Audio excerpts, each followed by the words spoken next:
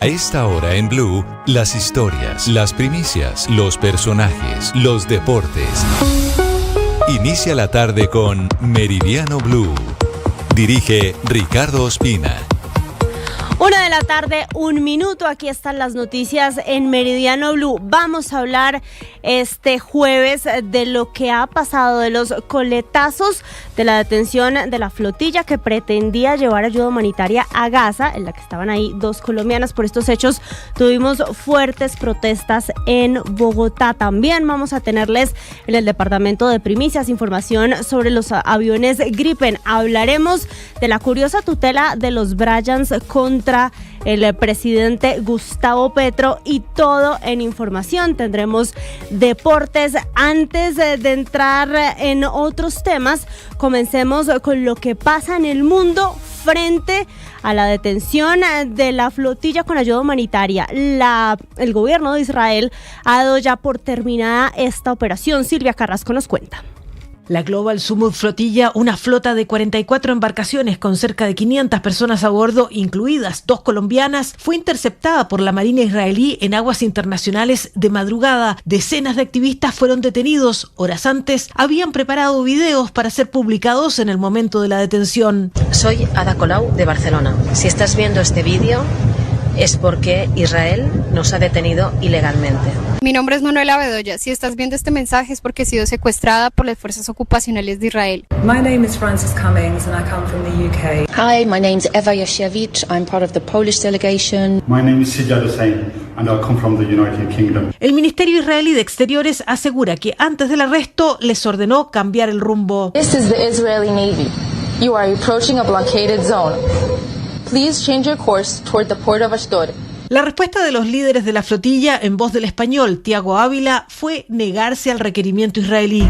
You are not allowed by international law to stop us. Therefore, we do not comply with Dice, el derecho internacional no les permite detenernos, por lo tanto, no atendemos su solicitud, porque su requerimiento sigue siendo un intento de perpetuar el genocidio del pueblo palestino. Se encontraban en aguas internacionales a unos 150 kilómetros de la costa de Gaza. Antes de que les cortaran las comunicaciones, se escucharon las órdenes de los militares que abordaron los barcos.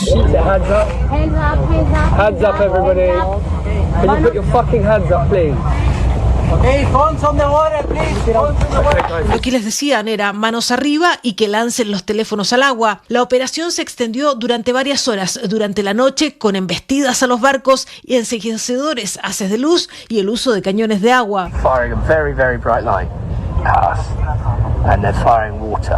Inicialmente se habló solo de 178 detenidos, pero se calcula que son más de 400, entre ellos figuras conocidas como la activista sueca Greta Thunberg, parlamentarios franceses, irlandeses y polacos.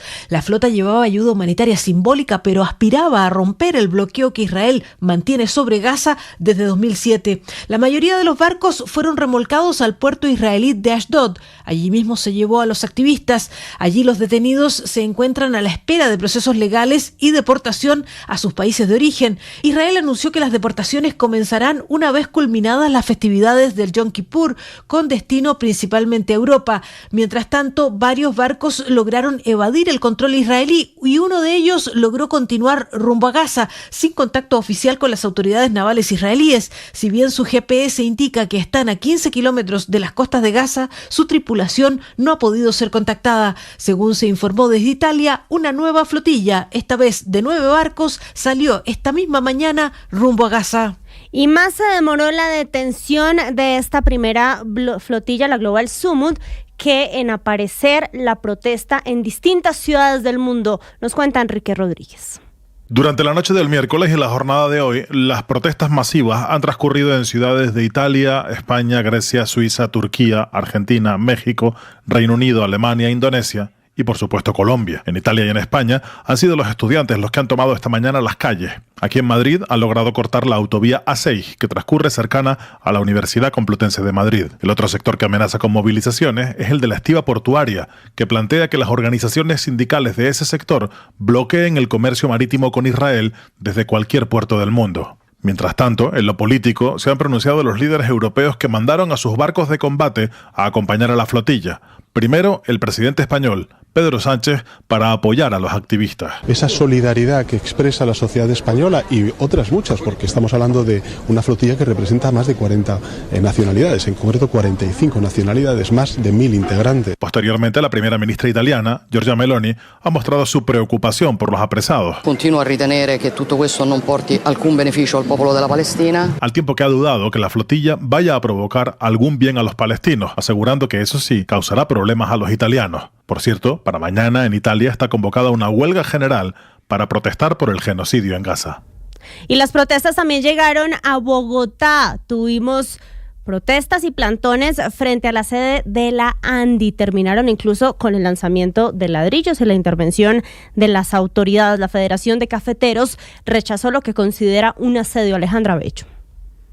La Federación Nacional de Cafeteros de Colombia rechazó de manera enfática los hechos ocurridos en contra de la ANDI, calificándolos como un ataque inaceptable contra un gremio que, según la Federación, trabaja todos los días para generar empleo, progreso y desarrollo en el país. El pronunciamiento destaca que si bien la libertad de expresión es un principio fundamental de la democracia, su ejercicio debe hacerse respetando los límites que imponen otros derechos. En ese sentido, hicieron un llamado a rechazar las manifestaciones violentas registradas en la tarde de ayer.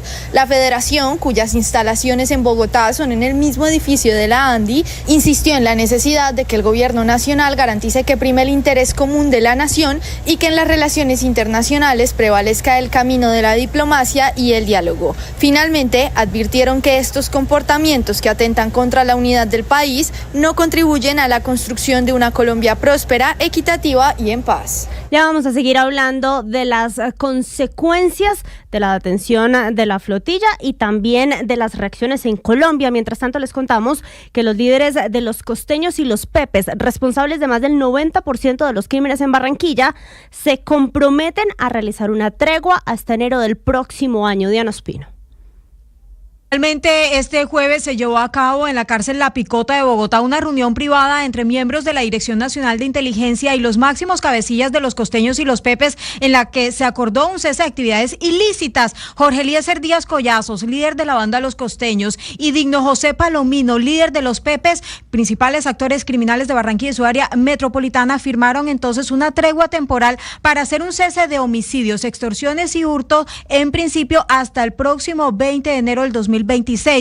Esto al acogerse a la invitación que hizo el presidente Gustavo Petro para iniciar un recorrido en la hoja de ruta para desactivar la violencia, reparar a las víctimas y someterse a la ley. Los cabecillas de estas estructuras criminales también se comprometieron a desvincular las fiestas de los picos del control criminal, promover su uso como escenario de convivencia y a no legitimizar de las acciones criminales a través de estas fiestas. Además, se comprometieron a convocar a otras organizaciones criminales que delinquen en el Atlántico a sumarse a este proceso de paz. Diana, gracias. Y la industria digital se sumó a las alertas por lo que puede implicar la tensión diplomática entre Colombia y los Estados Unidos, desatada por el presidente Gustavo Petro. ¿Qué es lo que dice Juan Camilo Maldonado? Actualmente la industria digital en Colombia vende cerca de 57 billones de pesos. De esta cifra, 45 billones corresponden a la industria del software. Esto quiere decir que la industria digital en el país representa un poco más del 3,8% del Producto Interno Bruto de Colombia. Una cifra no menor y que enciende las alarmas en el sector en medio de la crisis y la tensión diplomática entre Colombia y los Estados Unidos. Sobre el tema, habla la presidenta de FEDESOF, Jimena Duque. Digamos que es un gran foco para la venta de tecnología, de servicios de tecnología, sino que también muchos de los empresarios que están hoy desde startups y movimiento de personas y fondos de riesgo están basados en Estados Unidos. Es un tema al que tenemos que tener cuidado porque sí nos impacta la innovación, el flujo de capitales a Colombia, de tecnología y por supuesto todo lo que significa para nosotros Estados Unidos podría estar en riesgo. Desde FEDESOF también hacen un llamado al gobierno del presidente Gustavo Petro para agilizar el desembolso y activar los 400.000 millones de pesos adscritos a un COMPES de innovación digital y de mejoras y regulación en materia de inteligencia artificial. ¿Ustedes tienen algún amigo que se llame Brian? Pues él y todos los demás Bryans acaban de perder el pulso contra el presidente Gustavo Petro. La justicia, doña Kalila Peña, no les dio la razón. No les dio la razón porque el Juzgado Segundo Civil del Circuito de Bogotá declaró improcedente la acción de tutela presentada por John Brian Enciso y John Brian Ramírez contra el presidente Gustavo Petro. En el documento aseguran que las expresiones del presidente, aunque polémicas, no demostraron causar un daño grave, inminente e injustificado. Además, el juez valoró que las declaraciones encajan dentro de la libertad de opinión del presidente. Esta decisión será remitida a la Corte Constitucional para su eventual revisión. Recordemos que los ciudadanos interpusieron estas tutelas argumentando que el presidente vulneró sus derechos fundamentales al buen nombre y a la no discriminación al asociar el nombre Brian con hombres maltratadores de mujeres y personas irresponsables. ¿Y qué tendremos en los deportes, don Octavio?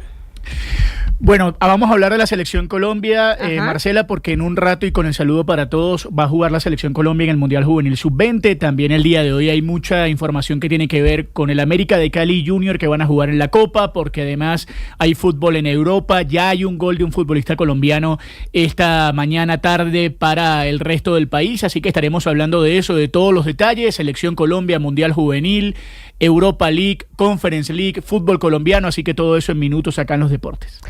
Y vamos a las noticias del mundo. Vladimir Putin se despachó en un foro en Rusia, habló de la situación geopolítica mundial, también el ataque terrorista en Manchester. Las noticias del mundo con César Moreno.